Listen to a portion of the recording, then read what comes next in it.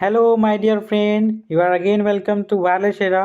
सो आप जानते ही होंगे कि अभी हम SGP mean switch gear protection का सेशन मतलब पे अपलोड कर रहे हैं वीडियो, जो कि आज हम न्यू चैप्टर लेकर आए हैं, जो कि हमारा थर्ड चैप्टर है। और थर्ड चैप्टर जो है फ्यूज़, तो फ्यूज़ पढ़ने वाले हैं। तो सबसे पहले जब हम फर्स्ट चैप्टर पढ़े थे तो आपको हम स्विच गियर का डिफिनीशन और स्विच गियर में हमने आपको फ्यूज का डिफिनीशन बताया था कि फ्यूज क्या होता है। तो अगर आपने उस वीडियो को नहीं देखा तो please go to playlist and उस वीडियो को देखिए, आपको बहुत अच्छे से फ्यूज का डेफिनेशन पता चल जाएगा। कोई नहीं, एक बार और हम आपको बताते हैं। तो स्टार्ट करते हैं आज का चैप्टर। आज का चैप्टर हमारा फ्यूज पे होने वाला है। So let's start the topic of today. तो फ्यूज क्या है? Fuse is a protecting device. देखिए स्विच गियर हम पढ़ रहे हैं, स्विच गियर एंड प्रोटेक्शन, नाम ही है स्विच गियर एंड प्रोटेक्शन।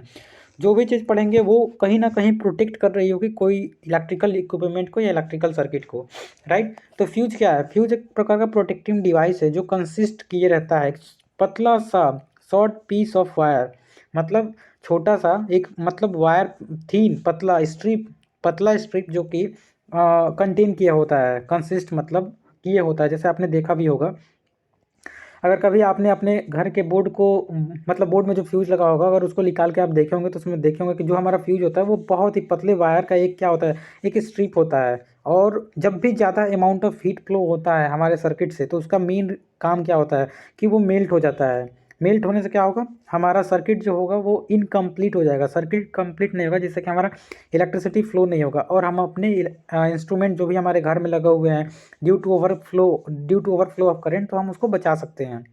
तो ये हमारा फ्यूज का डिफिनीशन हो गया।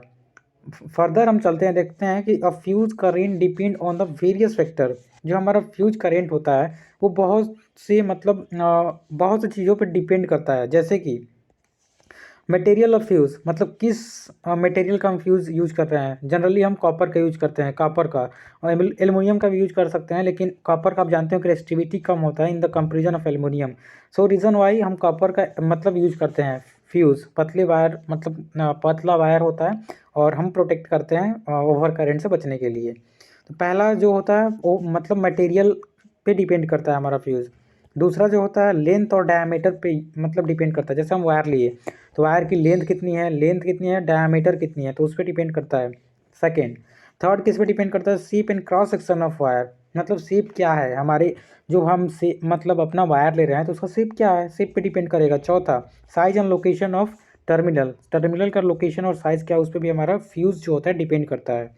देन आफ्टर देखिए characteristic of best fuses are, मतलब जो कैरेक्टरिस्टिक होने चाहिए, गुण होने चाहिए एक अच्छे फ्यूज का, वो क्या होना चाहिए। देखिए जो हमारा फ्यूज होता है उसको हाई कंडक्टिविटी होना चाहिए। Fuse should have high conductivity, मतलब हमारा जो फ्यूज होना चाहिए उसका कंडक्टिविटी हाई होना चाहिए। सेकेंड, जो हमारा फ्यूज होना चाहिए उसका मेल्टिंग पॉइंट जो होना चाहिए बहुत लो होना चाहिए, मतलब बहुत लो नहीं, लो होना चाहिए। क्योंकि अगर लो नहीं होगा तो मान के चलिए हमारे घर में जो इक्विपमेंट हम प्रोटेक्ट करने के लिए लगाए हैं, अगर वो मतलब फ्यूज़ हमारा मेल्ट ही ना हो तो वो हमारा को किस काम का। तो फ्यूल का मतलब फ्यूज़ का पहला जो होता है कैरेक्टरिस्टिक वो उसका हाई कंडक्टिविटी होना चाहिए।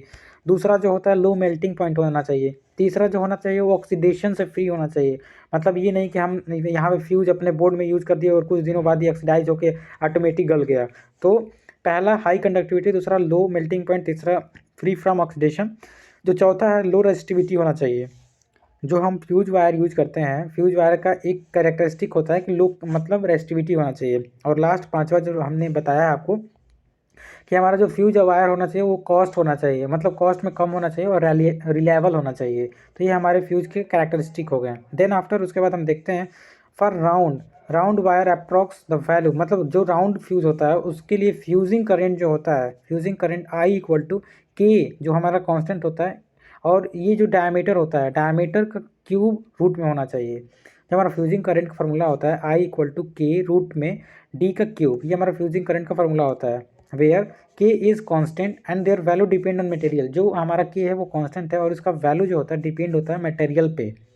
डी जो है डायमीटर ऑफ वायर, जो हम वायर यूज कर रहे हैं, और आई जो है फ्यूजिंग करंट। अगर हमें फ्यूजिंग करंट निकालना है कि किसी मटेरियल का फ्यूजिंग करंट निकालना है तो हम इस फार्मूले के हेल्प से निकाल देंगे। देखिए आपके मतलब हमारी यूपीवीटी हमारा मतलब डिप्लोमा लेवल पे केवल फार्मूला दिया हुआ है तो हम फार्मूला लेवल केवल लेके चलते हैं। ओके, सो आगे हम चलते हैं। आगे देखिए नोट हमने बताया है कि time and fuse current have inversely proportional, मतलब जो हमारा टाइम टाइम होता है, टाइम और फ्यूज़, देखिए जो हमारा टाइम और करंट होता है, सॉरी यहाँ पे टाइम और करंट होना चाहिए, टाइम और हाँ हमने लिखा है टाइम एंड फ्यूजिंग करंट, जो हमारा टाइम होता है और फ्यूजिंग करंट होता है, इनके बीच में इन्वर्सली प्रोपोर्शनल का संबंध होता है, रिलेशन। कैसे? देखिए यहाँ से हम समझते हैं, जो ये हमारा ग्राफ हो गया, देखिए ये ग्राफ में ये टाइम हो गया वाई एक्सिस पे, एक्स एक्सिस पे हमने करंट लिया, तो इनके बीच में इन्वर्सली प्रोपोर्शनल, देखिए टाइम जो है, टाइम और फ्यूज़, ये फ्यूजिंग करंट है, फ्यूजिंग करंट, इनके बीच में जो रिलेशन होता है वो इन्वर्सली प्रोपोर्शनल होता है। इन्वर्सली प्रोपोर्शनल से आप क्या समझते हैं?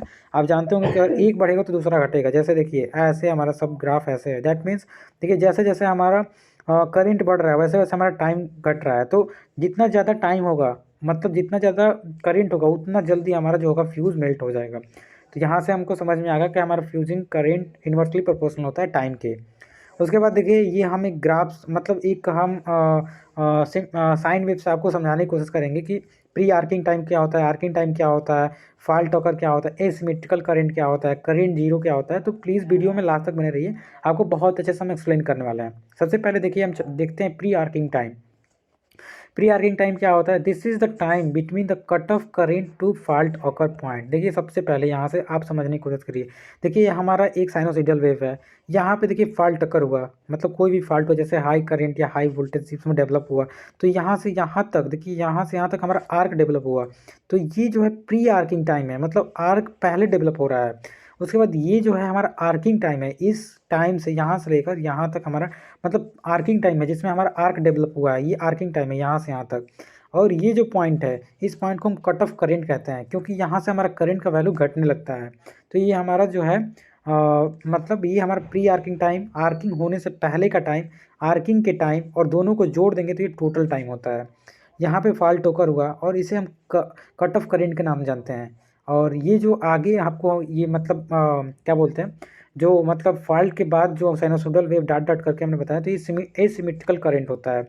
और यहाँ पे देखिए करंट की वैल्यू जो होगी जीरो होगी, तो इसलिए हम करंट जीरो के नाम से जानते हैं। तो यहाँ से बहुत ही अच्छे से आपको क्लियर होगा कि अब प्री आर्किंग टाइम क्या होता है। The time pre arcing time, this is the time between the cut off current to fault occur point. जो हमारा कट ऑफ करेंट है, जो ये कट ऑफ करेंट है, और ये जो प्री आर्किंग टाइम होता है, फॉल्ट अकर से कट ऑफ करेंट के बीच में जो टाइमिंग लगता है, उसको हम प्री आर्किंग टाइम के नाम से जानते हैं। देन आफ्टर आर्किंग टाइम क्या होता है? This is the time between the end of pre arcing time to current permanently zero. देखिए बहुत अच्छा है, मतलब अगर आप ये ग्राफ को समझ गए तो आप प्री आर्किंग, आर्किंग और टोटल टाइम को तो मतलब आंख मूंद के बता सकते हैं। प्री आर्किंग टाइम क्या होता है? देखिए आर्किंग टाइम क्या होता है, जो pre arcing cut off current है, ये जो कट ऑफ करेंट और जो जब तक हमारा करेंट जीरो नहीं होता, उस बीच के टाइम को हम किसके नाम से जानते हैं? आर्किंग टाइम के नाम से जानते हैं। टोटल करंट क्या होता है? Sum of pre arcing and arcing time. वही है जैसे हमने आपको बताया कि हमारा मतलब टोटल टाइम क्या हो जाएगा, जैसे हमने पहले ही बता दिया, टोटल टाइम दोनों को जोड़कर प्री आर्किंग और आर्किंग टाइम को अगर ऐड करके हम बताते हैं तो वो हम टोटल टाइम के नाम जानते हैं। उसके बाद देखिए, उसके बाद कुछ हमें पढ़ना है फ्यूज एलिमेंट मटेरियल। मतलब फ्यूज एलिमेंट मटेरियल, फ्यूज किस एलिमेंट के बने होते हैं? The material for fuse element having low melting point, पहले हमने बताया low melting point and high conductivity होना चाहिए। सच एज टीन यूज करते हैं, लेड यूज करते हैं और जिंक, ये तीन चीज़ का हम यूज करते हैं हमारे मतलब फ्यूज़ के लिए। और नोट करके हमने बताया कि N alloy, lead and teen, मतलब जनरली हम क्या लेते हैं, हम मतलब जनरली हम टीन और लेड के कॉम्बिनेशन एलॉय को यूज करते हैं फॉर मेकिंग एन फ्यूज, जिसमें 37% लीड होता है और 63% जो होता है हमारा टीन और लेड होता है। जैसे हमने बताया टीन और लेड, तो ये आपको कॉम्बिनेशन याद करना होगा, बहुत इंपॉर्टेंट है। Use for small current rating, small current rating के लिए हम इस फ्यूज़ का यूज़ करते हैं, जिसमें 37% हमारा जो होता है लेड होता है और 63% हमारा टीन होता है। तो यही हमारा मतलब रेटिंग हो गया। तो आज के वीडियो में बस इतना ही, कल के वीडियो में हम टाइप ऑफ फ्यूज पढ़ेंगे। तो आज के वीडियो में हम आपको क्या बताएं, आज के वीडियो में हमने फ्यूज़ का डिफिनेशन दिया, हमने बताया कि फ्यूज़ कितने टाइप मतलब किस चीज़ पे डिपेंड होते हैं, मटेरियल पे, लेंथ पे कैसे डिपेंड होते हैं। फिर से इनके कैरेक्टरिस्टिक बताया, कैरेक्टरिस्टिक क्या होना चाहिए। फिर हमने बताया कि फ्यूजिंग करेंट कैसे हम फाइंड आउट करेंगे। फिर हमने आपको बताया कि इनके बीच में फ्यूजिंग करेंट और टाइम के बीच में मतलब रिलेशन कैसा होता है। तो हमने बताया कि इन्वर्सली रिलेशन होता है। एंड देन आफ्टर आपको हम pre arcing time, arcing time, pre arcing, arcing, total current के बारे में हमको समझाया। तो अगर वीडियो को आपने लास्ट तक देखा तो don't forget to share, otherwise if you have any confusion then comment. मैं हमेशा कहता हूँ अगर आपको कोई भी कन्फ्यूजन हो तो आप कमेंट कर सकते हैं। सो share my channel, thank you.